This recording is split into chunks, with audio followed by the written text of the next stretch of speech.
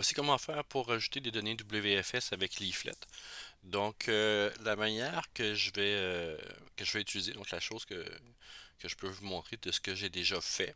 Donc ici, c'est la notion d'avoir la source, donc le Leaflet. Je suis branché sur Leaflet et je suis branché aussi sur le S3 Leaflet pour avoir des fonds de carte un peu différents que Mapbox ou d'OpenStreetMap. Et donc, j'ai mis un fichier de style donc à l'intérieur du fichier donc, le HTML, je ne devrais pas faire ça, là, je devrais mettre à l'extérieur, mais pour la rapidité et la simplicité, j'utilise cette notion-là. Et tout ce que j'ai ici, c'est que j'ai rajouté la carte ici de Leaflet et j'ai rajouté aussi le 2 base map layer, donc d'Esri, de Gray et Gray Labels. Et aussi, je vais utiliser un WFS de Géobretagne, donc en France. Ce que je peux faire ici, peut-être déjà changer à peu près le zéro pour la carte, pour au moins centrer au bon endroit et de mettre le zoom, le niveau de zoom. Donc ça, c'est toutes des choses de base de Leaflet, donc à peu près 10 là. Je fais les tests avec la carte ici présentement pour montrer à peu près là, où est-ce que ça va être. Donc, je vais le mettre, mettons, à 8. On va regarder le niveau de zoom, ce que ça peut donner. Et je pourrais même monter un peu plus haut là, pour avoir la partie ici, donc de tasser -1 par exemple. Et si je mets 48 à peu près. Quelque chose que j'ai. Ah, j'ai accroché quelque chose. Donc 48 ici. Voilà. Donc, c'est un peu mieux. Donc, je suis un peu plus centré sur ma carte. Et comme vous voyez, donc j'ai le fond de carte d'esprit gris et donc la- les étiquettes aussi grises d'esprit. Donc, ce que je vais faire aussi avec ça, donc ce que je vais utiliser, c'est ni plus ni moins que l'URL de Bretagne. Donc, il y a un service WFS, donc il y en a plusieurs sur le web, j'ai pris celui-là. Et la manière que je vais faire ici pour utiliser le WFS, c'est que je vais le convertir en GeoJSON. Donc, il n'y a pas une manière, entre guillemets, facile avec Leaflet de pouvoir aller se brancher directement sur du WFS. Donc, on peut se brancher sur du WMS, mais le WFS est un peu différent. Donc, la manière que je vais faire, c'est dans l'URL ici, je vais demander est-ce que le service me retourne un élément de GeoJSON, donc que je vais par la suite pouvoir utiliser avec la notion de Leaflet directement. Donc dans Leaflet, vous avez le GeoJSON. Je vais utiliser cette partie ici. Donc si on regarde dans la notion ici, dans la requête, qu'est-ce que je peux voir? Donc version 1, request, donc un get feature. Donc c'est la chose que je veux avoir. Moi, je veux aller chercher les entités. Et le type name ici, ben, c'est par rapport au service. Donc, il y a différentes couches dans la notion du WFS de Géobretagne. Et ce que je veux faire, moi, c'est aller chercher la couche, une certaine couche.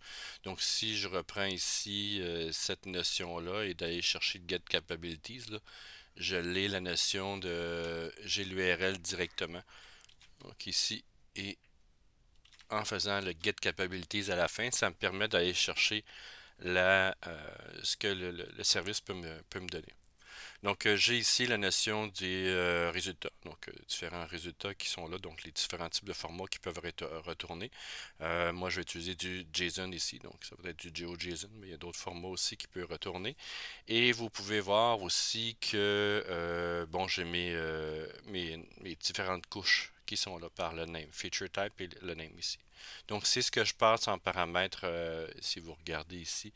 C'est ce que je passe dans le paramètre de type name. Ici, c'est le nom de la couche. Donc, j'en ai pris une au hasard. Et le format, ben, je lui demande de retourner du format JSON. Donc, ici, JSON qui est là. Je lui demande aussi de retourner avec une référence spatiale 4326. Donc, c'est du latitude, longitude en degrés. Et pour pouvoir bien l'ajouter à ma carte qui est en degrés, elle aussi. Par défaut, si je mets pas ça, il me retourne une autre référence spatiale qui est en mètres. Et bon, ça se superpose pas bien sur la carte de base et vous avez le restant, donc un callback load JSON pour le serveur. Et bon, évidemment, quand je fais rafraîchir, ça me donne quelque chose de ce genre-là à l'intérieur euh, de, de Firefox dans ce cas ici, là. Donc, et j'ai les coordonnées des éléments donc en degrés et j'ai aussi le côté attributaire, donc de la table, les données qui sont là. Donc, moi, ce que je vais faire pour commencer, c'est d'aller chercher cette partie ici. Donc, j'ai l'URL qui me retourne un GeoJSON. Ce que je dois faire là-dedans, c'est de faire un HTTP, là, un XML HTTP request pour aller chercher cette information-là. Et une fois que je vais l'avoir téléchargé, ben, je vais pouvoir le passer comme étant une couche GeoJSON à Leaflet. Donc, là-dedans, ici, donc j'ai cette information-là, j'ai fait la notion du GeoJSON URL. Donc, ce que je vais faire là-dedans, je vais faire un let, par exemple, X HTTP, donc pour un XML HTTP request. Et ça va être un new, donc évidemment aller chercher l'élément pour aller questionner mon HTTP request. Et évidemment, lorsque je vais faire HTTP ici, donc je vais faire ici .onReady. Est-ce qu'il est déjà là? On ready state change. Donc aussitôt qu'il va y avoir un changement d'état dans cette requête-là, ben, je vais passer une fonction anonyme. Donc qui est là. Donc on va aller chercher ici. Oups. Comme ça. Et on va aller chercher là-dedans. Donc si bon, si cet élément-là retourne le ready state 4, donc qui est égal à 4, ici, donc terminé, et qui retourne en plus, donc une combinaison des deux, donc qui retourne ici status 200. Donc status 200, c'est pour dire que la requête a bien été effectuée. Donc sinon, vous avez 403, là, page not found, ou 404. Page not found, donc vous avez plusieurs numéros de retour de status. Donc 200, c'est que ça a été bien fait. Donc si ça c'est fait, ce que je vais faire, c'est que je vais faire quelque chose. Donc moi, dans mon cas ici, je vais appeler une autre fonction. Quoique je pourrais mettre l'élément le code ici pour travailler les éléments à l'intérieur de la fonction de HTTP request, là, XML HTTP request, mais je vais le faire d'une manière différente. Donc, je vais faire ici une fonction qui va s'appeler affiche geo JSON. Ça va être ça le nom de la fonction que je vais faire. Et évidemment, dans les paramètres, je vais passer le XHTTP request. Donc, autrement dit, la réponse qui va sortir de ça. Donc, ça va être response text. Donc, ce qui va retourner ici avec response text. Voilà. Donc, ça, j'ai préparé mon HTTP request ici. Donc, et tout ce que je dois faire là-dedans, c'est de demander à ce qu'il l'ouvre puis qu'il l'envoie. Donc, HTTP ici, point open. Je vais demander d'utiliser la notion du get pour j'ai le choix entre get ou post, donc je vais prendre le get. Et moi, ce que je vais faire, c'est l'URL. Donc, l'URL à utiliser, c'est celui-là. Point virgule ici. Et une fois que j'ai préparé pas mal le tout, le point send, c'est ce que je vais envoyer. Send ici. Voilà. Donc, autrement dit, j'ai préparé ce qu'il doit faire avec le HTTP news.xml document, c'est new XML HTTP request, excusez.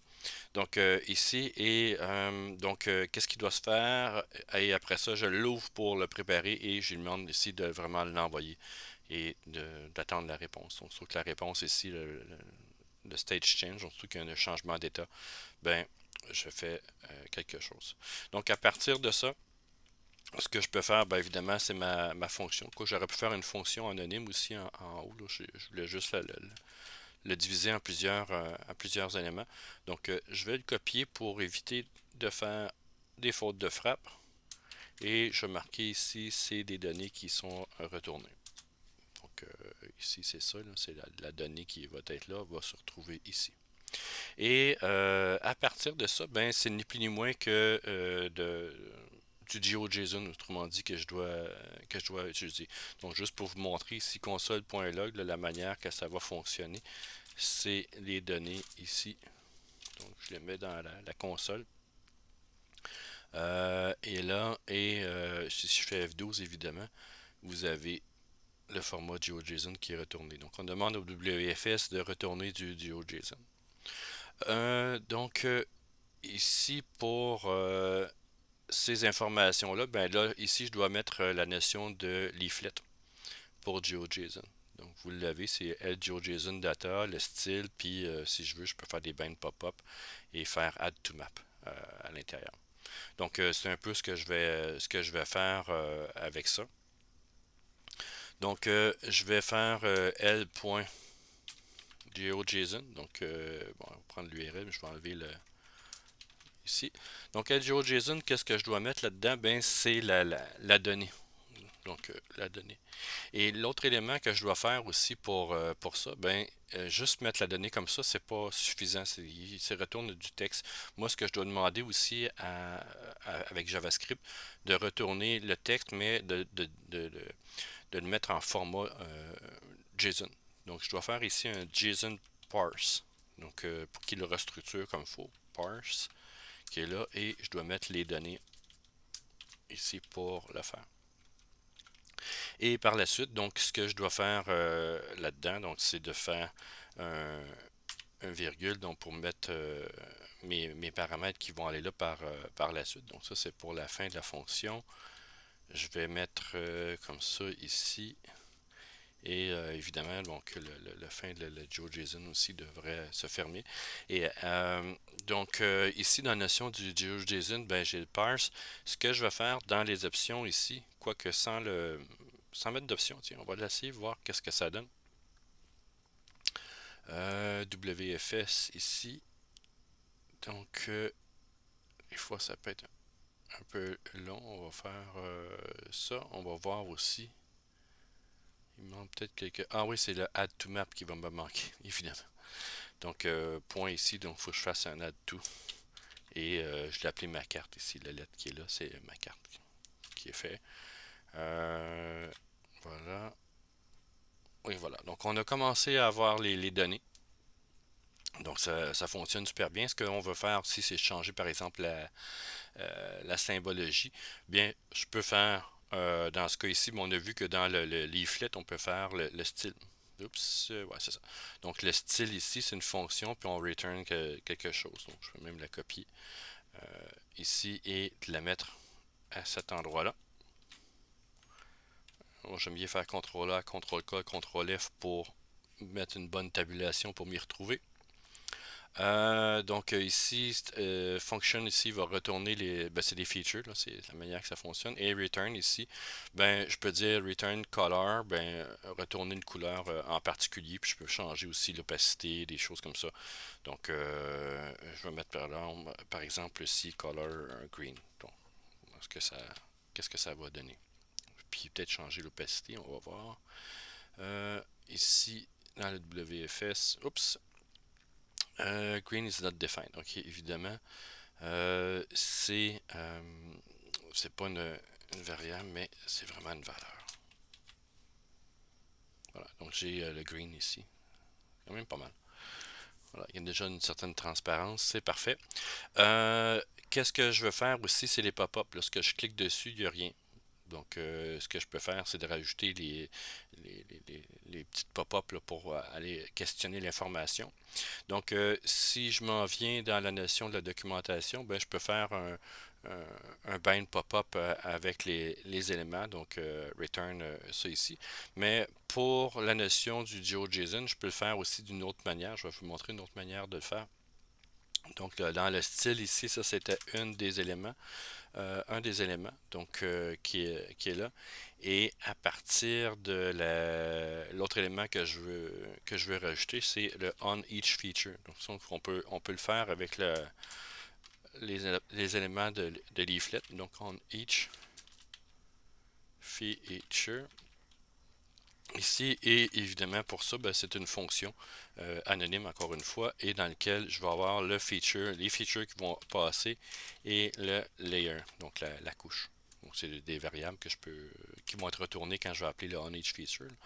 Et à partir de là, ben moi, je peux retravailler chacun des éléments là-dedans. Donc, je peux dire ici, layer, donc la couche qui est là. Donc, c'est ni plus ni moins que là, peut-être la GeoJSON. Point bind pop-up. Donc, bind ici pop-up qui est là. Et là-dedans, qu'est-ce que je vais aller chercher? Ben, c'est toujours le feature.properties. Donc, properties ici. Et qu'est-ce que je vais aller chercher comme information? Quel champ? Donc, si je retourne en Bretagne, ici, ben, je peux aller chercher un certain nom de champ. Par exemple, celui-là. Donc, je vais copier et je vais le mettre ici. Voilà. Donc, là-dessus, et je pense que ça devrait être bien si je fais sauvegarde ici et dans mes éléments. Donc, en cliquant, vous avez les différentes options pour le faire. Donc, c'est comme ça qu'on va faire ici du WFS à l'intérieur de Leaflet. Donc, c'est de le passer en GeoJSON puis de rajouter ce qu'on veut bien par-dessus. Donc, voilà pour ceci.